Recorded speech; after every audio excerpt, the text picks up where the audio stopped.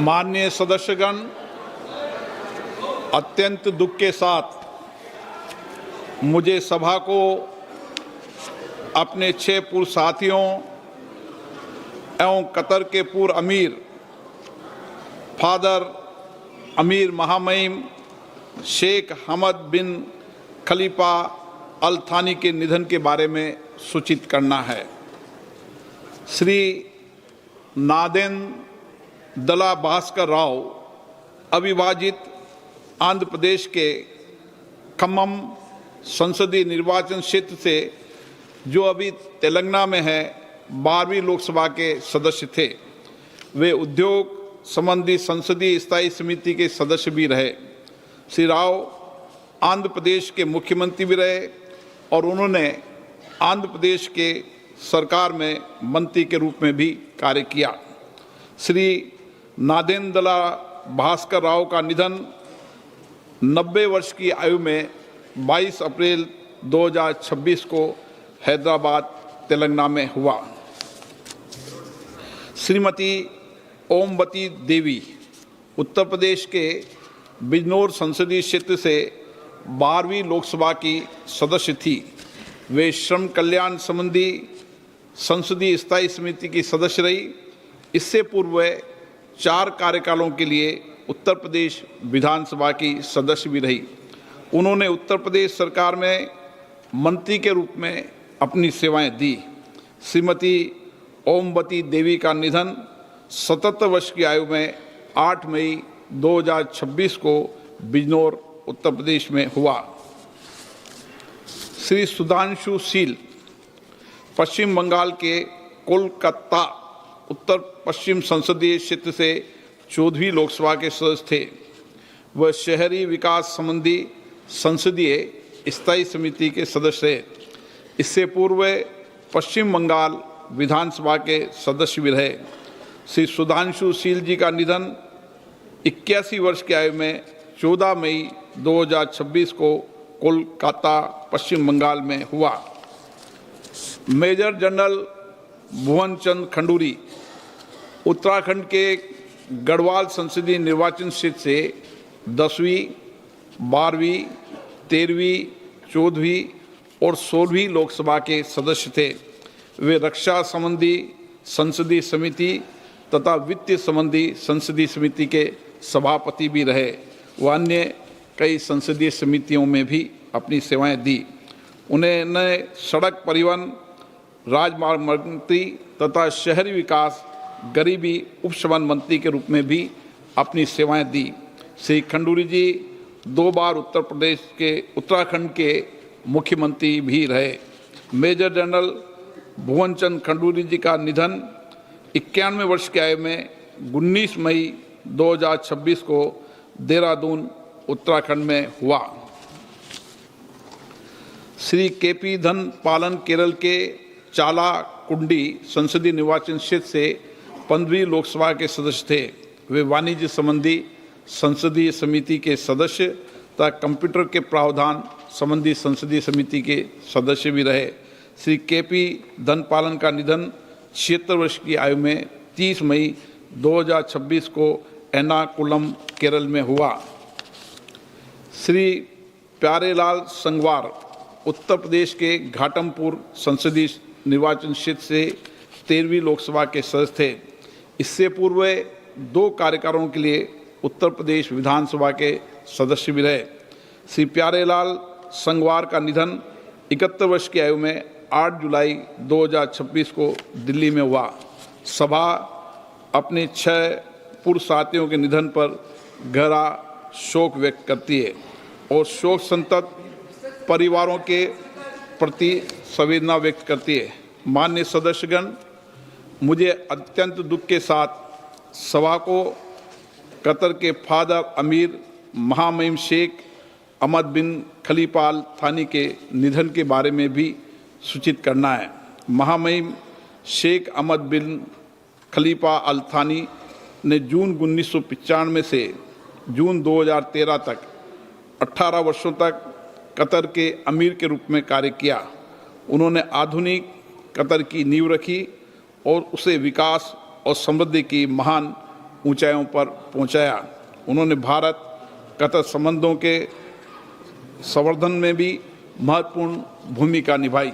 महामहिम शेख अहमद बिन खलीफा अल थानी का निधन 74 वर्ष की आयु में 12 जुलाई 2026 को निधन हो गया है। सभा महामहिम अमीर शेख अहमद बिन खलीफा अल थानी के निधन पर कतर के लोगों और शाही परिवारों के प्रति अपनी गहरी संवेदना व्यक्त करती है। अब सभा दिवंगत आत्माओं के सम्मान में मौन रहेगी।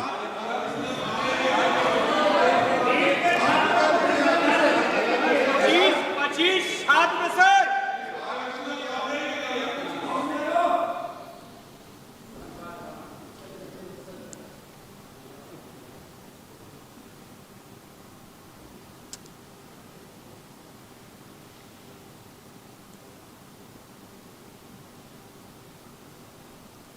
ओम शांति। प्रश्न मान्य सदस्यगण, प्लीज आप निधन संबंधी उल्लेख के समय सदन की मर्यादाओं को बने रहिए। अपेक्षा तो करते हैं ना हम, नहीं, सदन के अंदर ये अपेक्षा है कि कुछ मर्यादाएं सदन की हमेशा रही है। उन मर्यादाओं परंपराओं को पालन करना सबकी जिम्मेदारी है। मैं यही आपसे अपेक्षा करता हूं।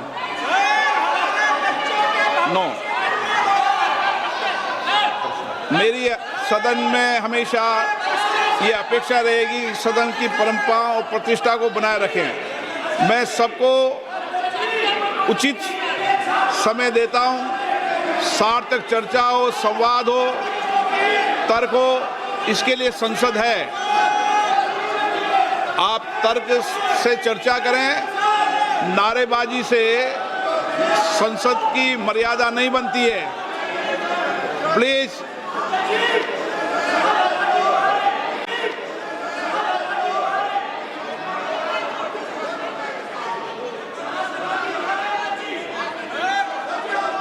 प्रश्नकाल। प्रश्न नंबर 1 धवन लक्ष्मण भाई पटेल। धवन लक्ष्मण भाई पटेल। प्रश्न नंबर 1